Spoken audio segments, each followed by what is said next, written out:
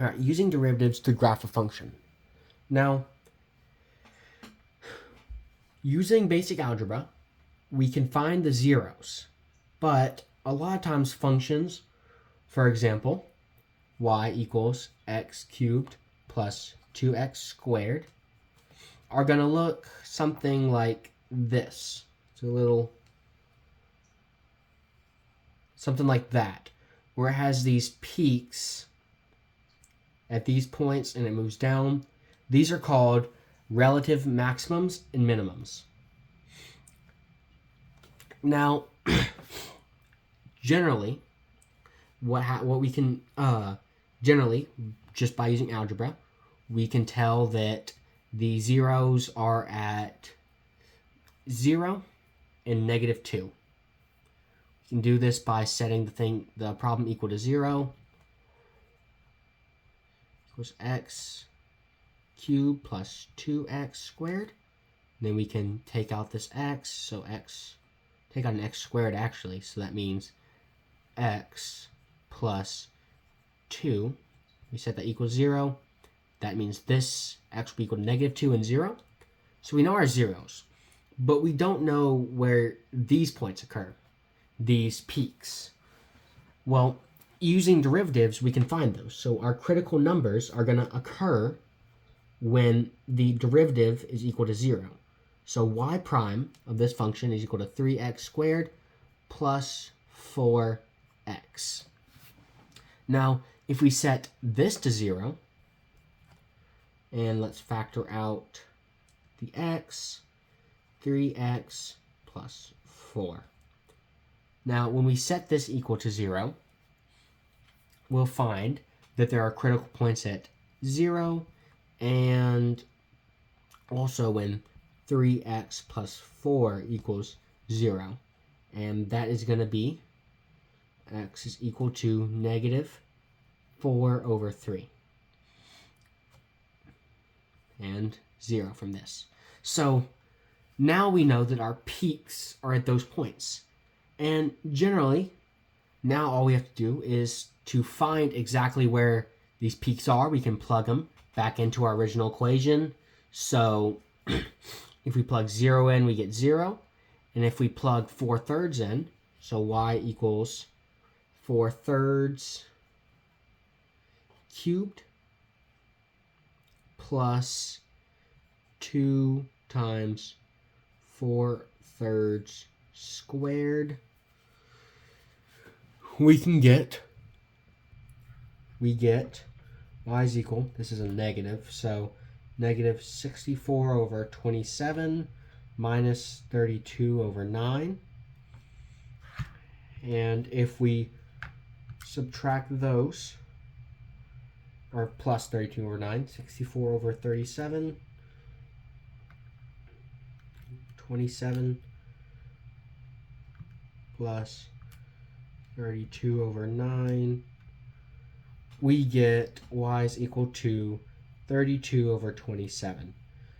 Now we know where our critical numbers exactly are.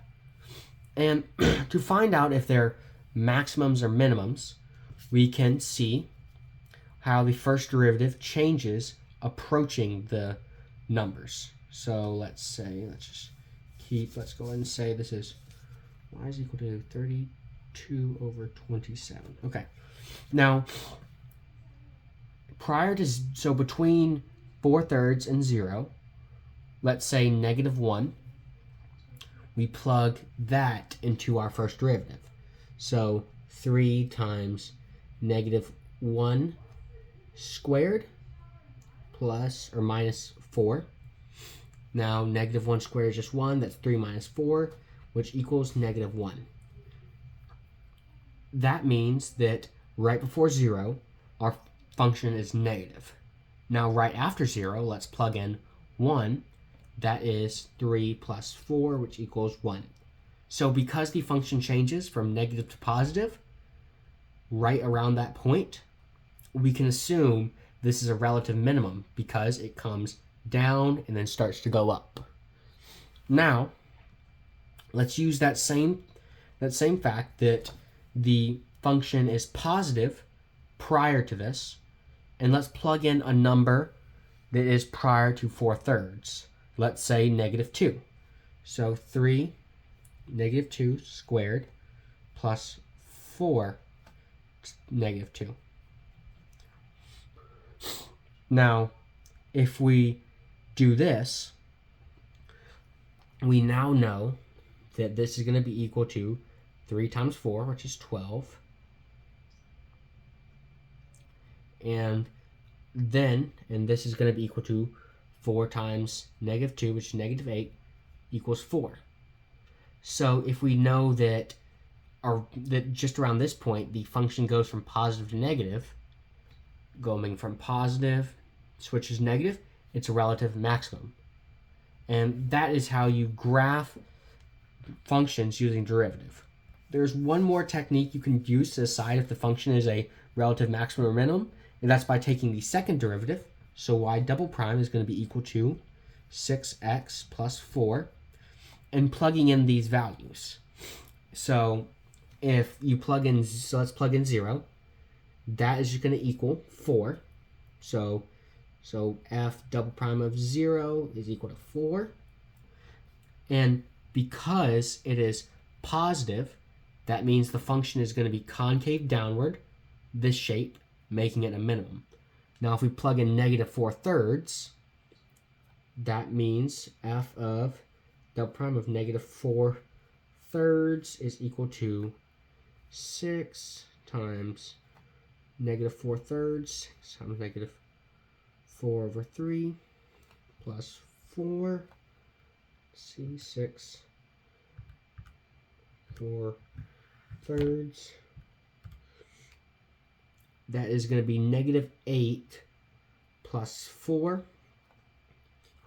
-8 plus 4, which is going to be equal to -4. And this means that the function is concave downward, making that shape. And that means it's going to be a relative maximum.